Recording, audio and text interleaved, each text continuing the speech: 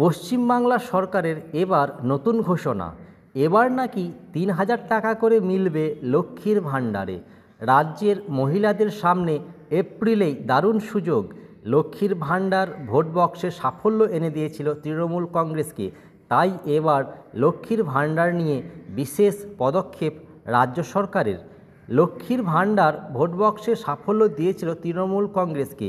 আগে এই প্রকল্পের আওতায় প্রতি মাসে ৫০০ টাকা করে ভাতা পেতেন বাংলার মহিলারা। লোকসভা নির্বাচনের আগে লক্ষ্মীর ভাণ্ডারের অনুদানের পরিমাণ বাড়িয়ে ১,০০০ টাকা করেছিলেন মাননীয় মুখ্যমন্ত্রী।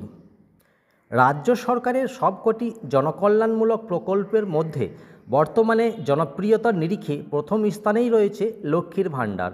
সরকারের বেশ কিছু প্রকল্পের আওতায় উপভোক্তারা সরাসরি ব্যাংক অ্যাকাউন্টে টাকা পেয়ে থাকেন।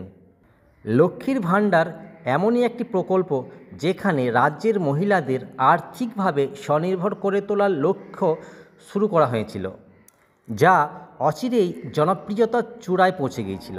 এই প্রকল্পে মাসে ৫০০ টাকা করে পেতেন জেনারেল কাস্টের মহিলারা, আর তপশিলি জাতি উপজাতিভুক্ত মহিলাদের জন্য ১,০০০ টাকা করে দেওয়া হতো লক্ষ্মীর ভাণ্ডার প্রকল্পে।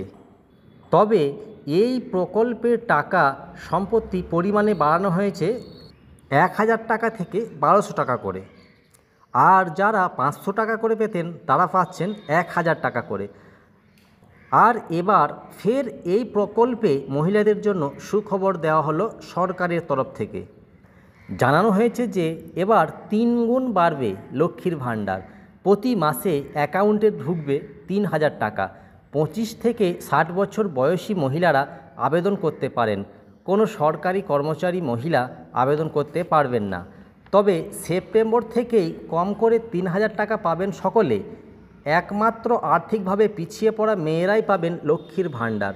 যাদের বাৎসরিক আয় ২.৫ লক্ষ টাকার কম তারাই পাবেন এই প্রকল্পের টাকা। এই টাকা পেতে জমা দিতে হবে ইনকাম সার্টিফিকেট। বার্ষিক ইনকাম ২.৫ লক্ষ টাকার ইনকাম সার্টিফিকেট জমা দিলেই মিলবে ৩,০০০ টাকা। এবার থেকে মাস চালানোর মতো টাকা দিচ্ছে তৃণমূল সরকার। দারুণ ঘোষণা করতে চলেছেন মুখ্যমন্ত্রী মমতা বন্দ্যোপাধ্যায়। এই খবরটির পুরোপুরি আপডেট পাওয়ার জন্য এবং পরবর্তী আপডেট নেওয়ার জন্য আমাদের এই চ্যানেলের পাশে থাকবেন। ধন্যবাদ।